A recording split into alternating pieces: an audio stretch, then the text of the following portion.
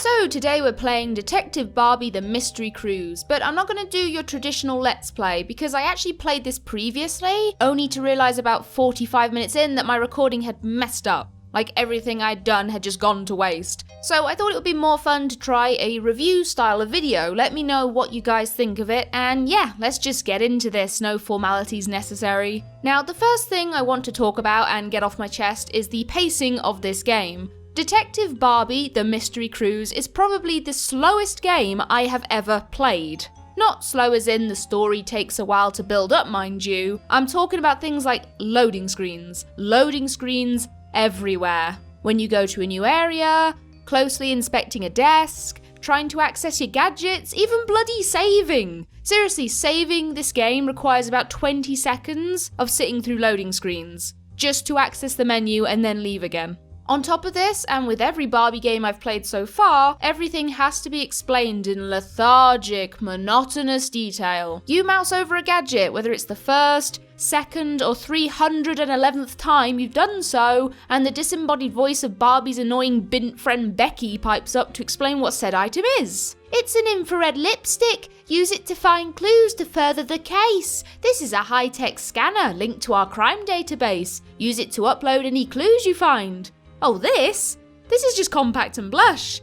We have to look good when we're solving crimes, we're not savages, darling. I jest, of course, even the compact and blush is apparently useful while hunting for clues, but honestly, if you had a case that needed solving, would you feel confident that some blonde bimbo smearing makeup all over your walls like a deranged lunatic was going to do just that? You also spend a hefty amount of time listening to some of the most boring, drawn-out conversations between Barbie, her mates, and the various other people aboard the ship. Hi, I'm Barbie.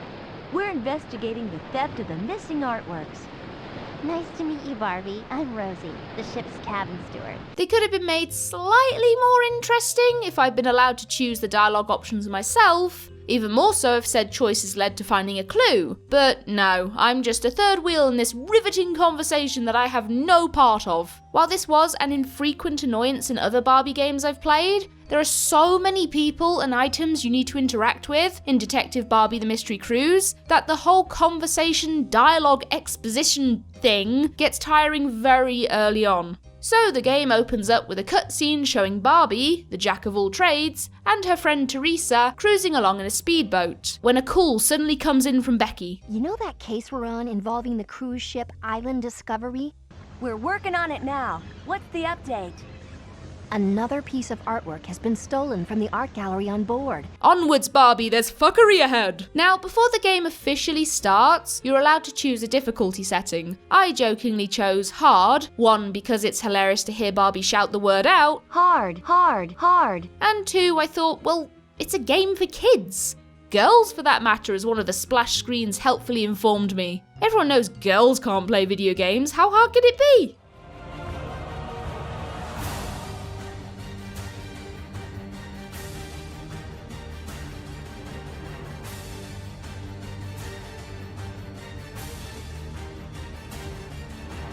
Once you get past the obnoxiously talkative menu screen and choose your name, you'll be aboard the cruise ship and meet face to face with the most horrifyingly ugly creature that's ever walked God's green earth. Hey Ken, could you stay here in the gallery and keep an eye on the remaining artwork?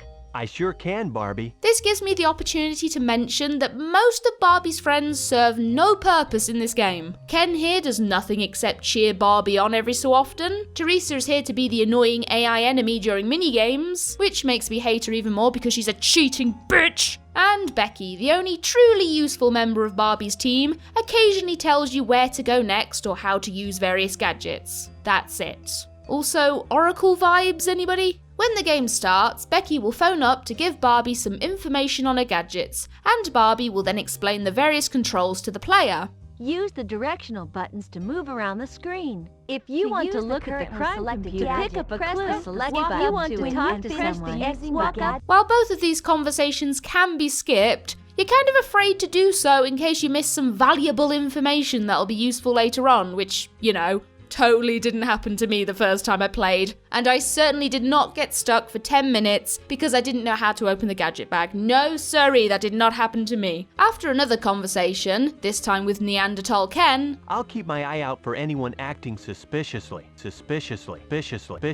You'll finally be able to move Barbie around and explore. The first thing you'll probably check out is the exhibition, and it's here you'll observe one of the many loading screens. I cannot stress this enough, there's so many of them. Now, I know this is most likely an issue with my emulator settings, but the way it fades to this bright, garish pink while stuttering violently really freaked me out the first time I played. And it gets even worse later on when what appears to be Barbie's texture files are splayed out across the screen instead. I think I can safely say this game is cursed. Now, I ain't a smart woman, but when Barbie kept repeating, "Does everything in here look right to you?" I assumed there was a clue right here in the exhibition itself, and I kept smushing the lipstick across the screen in the hope something would pop up. Apparently, however, Barbie's referring to the missing artwork, not to a potentially hidden clue. Something I wish had been made a bit clearer so I didn't have to waste any more of my time playing this absolutely atrocious game.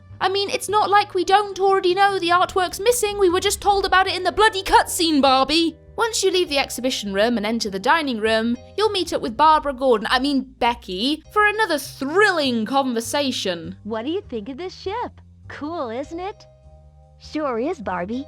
You can play shuffleboard, go for a jet ski ride. Sorry, did she just say death ski? I also found what was apparently the first clue in this room, a captain's hat. Naturally, one would assume either the captain had something to do with the missing paintings, or the hat is possibly a red herring, put in place to throw us off the scent. Though that is a bit presumptuous for Detective Barbie the Mystery Cruise. In truth, even after finishing this game, I still have no fecking idea why these clues even exist. I later found out the thief changes on each playthrough, and given my clues had seemingly nothing to do with the identity of my thief, I was even more confused as to why they were in the game to begin with. Also, spoilers I guess, I've kind of told you it's not the captain. I've ruined the game now! Back on the subject of completely pointless things, most of the snazzy crime computer's functions have little to no use in the game. The only thing you really need is the fingerprints tab, which you'll eventually use to piece together the fingerprint samples and work out the identity of the thief. Not once, however, did I feel the need to flip through suspects and clues, or get my bearings with the map. And I can't help but feel these were features that were intended to be used more intrinsically in the game, but for whatever reason were made redundant in the final product. And just think how much greater the game could have been with them. As you travel through the dining room, you'll meet the first person not a part of Barbie's team, Julian Jones. "Hi, I'm Barbie. I guess you must be the ship's entertainer, right?" That's me, ship's entertainer and talent extraordinaire. Julian Jones at your service. I'm super! Thanks for asking. He talks about wanting enough money to pay for a songwriter, as well as theorizing the ship's crew have something to do with the missing artwork. Trying to pin the blame on somebody else, are we? Actually, no. Just like your typical case of whodunit, each potential suspect provides a motive as well as their own theory as to who may have committed the crime. But again, like the clues I found, this feels completely pointless, as the only thing you really need to do is search around until you find enough fingerprint samples to identify the thief. I really wouldn't be surprised if I could just finish the entire 2-hour game without saying a word to anyone, just like the pathetic little introvert I am. Back to fingerprints, my god, what a chore it is to find them and use the various gadgets. If you're playing for the first time, you'll assume fingerprints can be found anywhere that's accessible to Barbie, and couple in the fact every area you visit hits you with a 5 to 10 second loading screen, you can imagine how long it takes to navigate around the ship. Seriously, by the end of this playthrough, I was ranting like a loony and spitting venomous insults towards the game, in the hopes I could wipe that smug grin off Barbie's pixelated mess of a face. And just to rub salt into the wound, 75% of the areas you visit serve no purpose in this game whatsoever. Most of the cabins you enter have nothing of interest in them whatsoever, with Barbie stating, "It doesn't look like anyone's using this cabin." But If nobody used cabin, then who was Shoo? However, she then goes on to say, We ought to check the room to make sure we don't miss any clues. leaving you paranoid that you must have missed something, and if you don't find it now, you'll have to come back later and sit through another 16 years of loading screens. So you whip out your totally not spies infrared lipstick and proceed to smear it all up the walls, ceiling and furniture like a toddler left alone with a nappy full of shit. You desperately hope that something, anything, will highlight itself under the gaze of Barbie's all-seeing eyes, but nothing ever does in these empty cabins. And you know why? Because Barbie's a liar, a filthy, filthy liar, sent here only to bring you pain, misery and mental anguish. Does everything in here look right to you? You'll know when you're about to find a fingerprint in this game because it's almost always located on a piece of furniture that Barbie needs to investigate more closely. So what usually happens is you rub your face along every corner of every room until a pop-up eventually appears saying, "Press X to check out the desk." The first time you do this, Becky will give you a rundown of how to collect the fingerprint sample, locate it with the lipstick, make it visible with the compact and brush, and then finally scan it into the crime computer. Wow, it's just like a movie! And what I've now explained to you is pretty much all there is to this game. I mean, sure, there's other people to speak to, such as the cabin girl, Captain Dude, and Vivian Steed the actress, the latter whom I only remember the name of because she dresses exactly like my ex's mum. But again, why would you need to talk to them when you can avoid them altogether and just walk around the ship, mashing X until you find a clickable piece of furniture that may contain a fingerprint? You can also leave the ship and explore 3 different islands, but I use the word explore very loosely, because there really isn't much to see or do, with only a main area, a side area, and 1 or 2 minigames on each island. That's about it. Speaking of minigames, bloody hell, what a crock of shite. I can see where the difficulty setting comes in too, because this is where the minigames vary from Teresa is an absolute pushover to Teresa is a cheating twatbag and I hope she gets hit by a bus tomorrow. One particular minigame involved collecting bottles in fishing nets, to which AI Teresa always knew where the bottle would be before it even appeared on the screen. Another minigame involved air races. Hard difficulty apparently gives Teresa control over the elements, as the wind currents that could blow us off course would always be an inconvenience to me, but never her. Then there was the collectible minigame that was actually jarringly easy, requiring Teresa and I to position ourselves under a waterfall and collect various items, then finally place them in the correct slot before the timer ran out.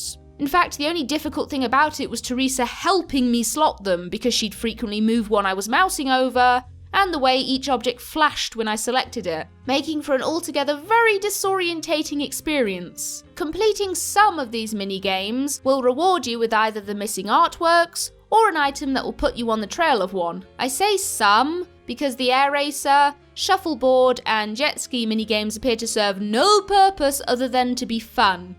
Yeah. Fun. By far the worst experience I had in this game, however, was digging for the last piece of art on a sandy beach. Once you locate the treasure map and shovel, Teresa will give you directions as to where to dig, i.e. move 2 steps north, 3 steps west, blah blah blah, and you follow them to the correct spot and use the shovel. Except the game didn't apparently give a shit whether I dug in the right spot or not, as no matter where I seemed to dig, I couldn't find this bloody treasure chest. I even looked up someone else's playthrough in desperation, but to my dismay, it turns out the chest's location is randomly generated on each playthrough. Why are we still here? Just to suffer? I did eventually find it, but only after much digging, cursing, and threats of closing the game directed towards Barbie. She didn't care. It could have possibly been that I needed to have the map, the shovel, and the compass that I found later simultaneously equipped. But given Becky didn't helpfully pipe up to tell me this, nor did anybody explain I could actually equip different items onto my bar so I could use them, I have no clue whether that's correct. The latter caused numerous other issues during gameplay besides this one, such as when I found a key meant to unlock an off-limits cabin. Figuring Barbie would exclaim, "I've got a key for this," and automatically unlock the door the second I rubbed her fanny against it, I was slightly puzzled as to why the cabin remained locked up tight. And I couldn't just go, oh, screw it, and forget about it completely, as I wouldn't have been able to find the treasure chest and ultimately finish the game, because guess what? The compass was in the locked cabin! Yay! God, I hate this game so much. Anyway, once you have all the pieces and you've collected enough fingerprint samples to make a match, the identity of the thief will be revealed to you. Miss Vivian Steed? And I would have got away with it too, if it weren't for you meddling bimbos! So then you go off in pursuit of the thief, and it's like the weirdest episode of Dog the Bounty Hunter, involving both jet skis and air racers. I'm assuming these are the only minigames in this final section of gameplay. As far as I know, they're the only action-based ones in Detective Barbie the Mystery Cruise, but how hilarious would it have been to see Barbie and Thief involved in the most intense, high-octane game of shuffleboard ever? When you do eventually catch up with the thief, a cutscene will play showing Barbie apprehending them.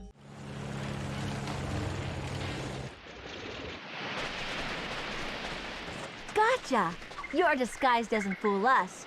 We already know it's you, Vivian Steed. And by the way, this model is exactly the same for the frumpy old lady, hoity-toity musician, fat captain dude, and even the slim and pretty cabin girl. Clearly they were trying to cut corners, but I loved the fact the developers had to make as ambiguous a model as possible for it to be believable that it could be any one of these 4 people. Barbie then gives us some exposition as to why Vivian stole the artwork. Something about wanting to pay for another cruise. I really wasn't listening by this point. And then we get a flyby of Barbie and a shit-eating grin. And that's Detective Barbie the Mystery Cruise.